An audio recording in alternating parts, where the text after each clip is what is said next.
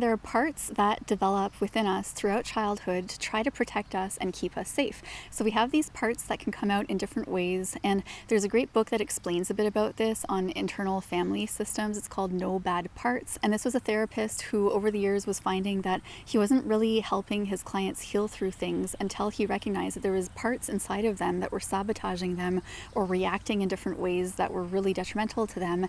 And what they needed to do is, instead of trying to dismiss those parts or get rid of them, they actually needed to acknowledge them and let them be heard. And in trauma therapy, sometimes we can learn about parts that are more based on survival modes. So you might have the fight part, the flight part, the fawn part, the freeze part, and the attach part. And it's really important when we're doing this type of inner work to really bring light to the shadow and to talk to these parts and let them speak and be heard. And you can go through exercises to actually give them imagery and to really see them and personify these different little parts that are just in there trying to protect you as best as they can. If a part was created when you were 4 years old, then it might do what it thinks is best to keep you safe and protected, and it's likely going to sabotage different things in your life in that way, but it's really just trying to do its best to stay safe. And if you're wanting to personify these different parts, then they could be seen as animals. So your fight part might be like a lion, the flight part might be a bird, the freeze part might be a rabbit, the fawn part might be a dog, then the attached part maybe you could see as a baby koala that just grabs on for dear life. And so understanding that there's all these different parts that do what's best for them based on what their understanding is from the age that they might be can be really helpful. And working with a trauma therapist or a therapist that specializes in internal family systems or parts work can be really helpful for this. And I really do recommend working with a therapist whenever you have the chance to. But if that's not possible for you right now, or you want to get started on your own, it's definitely possible to do shadow work on your own and at least get started with it. For therapy, I always recommend going to psychologytoday.com. That's the website that's the most trusted and legitimate, and where medical professionals recommend that their patients go to find the best types of therapists for them. And so with this parts work, especially if we're going to go with the parts, because when I was in therapy, I learned more of the parts based on the survival modes, so fight, flight, freeze, fawn, attach. And with this, what you can do is when you notice that you're in a survival mode and you're experiencing a survival type of response, the heart rate is usually elevated. So you might notice that your heart's beating faster and there's just emotions taking over. These can be called big feelings. When something's happened that you might feel triggered, you can instead get curious and ask, what part of me is coming out now? And sometimes you can ask, how old is this part? And you can just tune in and you might hear an age, or you might get a sense of an age, or something might just come up intuitively. And sometimes it can even be from teenage years. So something can happen where maybe there's anger that's coming out and it's from teenage years, and this anger and this teen part of you is trying to protect you. So it might go into fight mode because this is what it knows best and how to solve things. But instead of going straight into that type of reaction that could be harmful, then you can instead get curious with it and speak to it. And maybe it just needs to be heard and to be seen. And to give it that space, you can then go in from the adult, wiser, more mature version of you, and you can let them know, thanks for trying to protect me. Thanks for trying to keep me safe. Thanks for doing your best. I've got this now, and I'm going to have a different reaction moving forward that's going to actually be the right or best one for us. And in the book Internal Family Systems, the parts aren't based on different trauma responses. They're just parts that can just be inner child, sort of different versions or parts of you. And that I find is a bit more similar to the movie Inside Out. If you've seen it, Inside Out is actually inspired by internal family systems and parts work, and it's really to help people understand the different emotions and parts. Like, it personifies different types of emotional responses that we might have to things. And so just getting curious with these parts when different things are coming up. If ever you're noticing that you're self-sabotaging, or you're noticing that you might be overreacting to something, or you're noticing that you're procrastinating, or you might be avoiding something, or whatever response is coming up that you're likely aware of, it might be different cycles that kind of repeat in your life, and you might be frustrated or annoyed that you're responding in certain ways or that you have certain reactions. Instead, just get curious with it and actually speak to these parts and get to know them. And so I'm going to get into an example from a client of mine. So when I was working with one of my coaching clients, she was letting me know that she's wanting more in her life. She let me know what it was, but she said that there's this voice that comes in her head to self-sabotage her through intrusive thoughts. And she was letting me know that she just tries to push away and ignore these intrusive thoughts. And I instead encouraged her to get curious with these intrusive thoughts and to ask, where is that coming from? Because I recognize that this might be a part of her that's coming and trying to protect her in a way.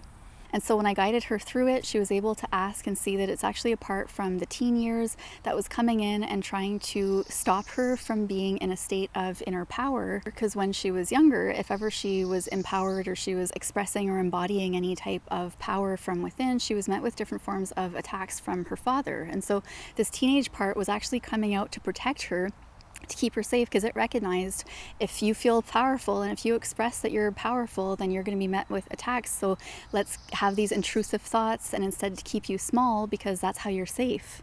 So I encouraged her to instead thank that part of her for trying to keep her safe, and to acknowledge that part and to hear it out, and to almost like become friends with your parts and have compassion for them. And it makes me feel emotional thinking about it too, because it's like these little parts in you, they're just trying to keep you safe and to protect you, and to really have compassion with yourself and with the internal parts that are coming out. Because as you speak with them and you can let them know, thank you for trying to protect me, I appreciate that, and right now where I'm at, it's okay for me to be empowered, and it's safe for me to get empowered, and we can move through this in a different way, and it's safe for me to move forward being empowered now. So these inner parts often just need reassurance from us and to be heard and felt and seen. And when we're adults, we can reparent ourselves, which means that the adult, wiser, older version of us gets to be the parent for our inner child. And so we can tune into the older, wiser, adult version of us and just have this relationship of compassion with these parts from our inner child, to reassure them and let them know that things will be different now. So you can tell that part, I've got this, we're okay. And so building a relationship with our inner child is a great way to move through shadow work and to get started with it. And we can ask our inner child if there's anything that they need from us. So we're going to get into the exercise now. So for this exercise, I'm going to share a clip from my program Sanctuary, where I'll guide you through a bit of inner child healing. And there's a lot more available in the actual program, so if you enjoy this, then sign up for the program Sanctuary. I'll put a link to it down in the video description and in the pinned comments. So we'll get into the clip from Sanctuary. No matter what we have done or experienced, we are fully worthy and deserving of love unconditionally. And that's one of the greatest gifts that you can give to yourself, is to love and accept yourself unconditionally, and to really connect with that inner child within and give them the unconditional love and acceptance that they need, and program them with words of encouragement, words of love, words of affirmation, so that they can grow to be the best versions of themselves too. And I see the best version of themselves as the version that is fully surrounded with love for themselves and soaking and basking in love.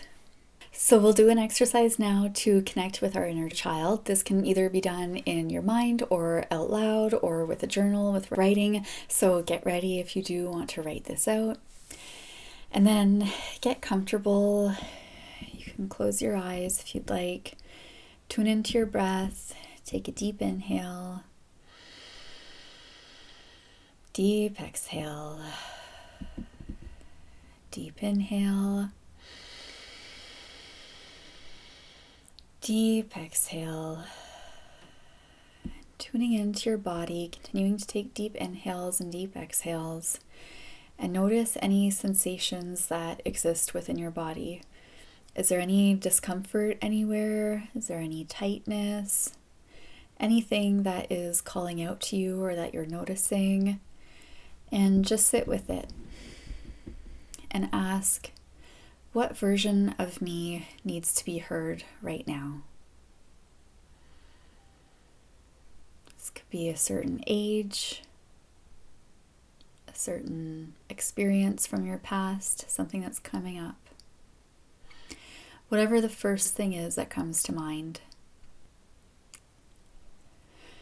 And ask that version, what needs to be said? What needs to be heard? What do you want to tell me? How do you feel? So you can write this down, or just allow it to exist in your mind, or say it out loud.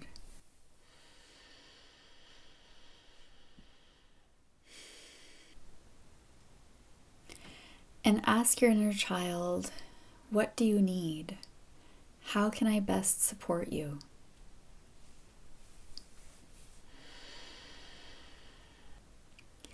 And have a conversation with them. Ask them, how do you feel in your everyday life?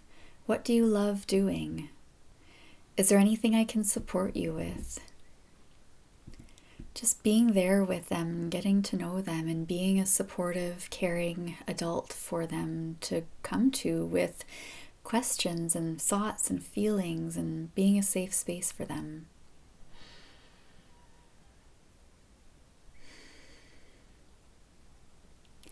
And if you want to go deeper to access your subconscious mind, you can even be writing with your non-dominant hand. So if you're right-handed, then writing with your left hand will help tune in a bit more to the inner child version of you.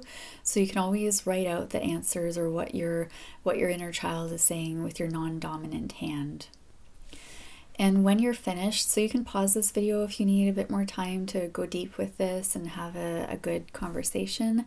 And then once you're finished, sit with your inner child and thank them for coming to you and trusting you, and also let them know that you will always be here for them. So anything that they need, you're always here. You're always here for support, and let your inner child know that they're never alone. And just as we can have these exercises and moments of connection with our inner child. That was just a really quick sample exercise. And if you'd like to go further with this, then you can join the program Sanctuary. Click the link down below in the video description. I'll pin it in the comments too, so you can find it easily. I'm also available for one-on-one coaching, so links to everything are down in the video description. If you liked this video, then you'll probably like that one. So check this video next. It's the video of mine that YouTube thinks you're going to enjoy watching next. And thanks so much for being here. May you be happy, healthy, and free. Bye.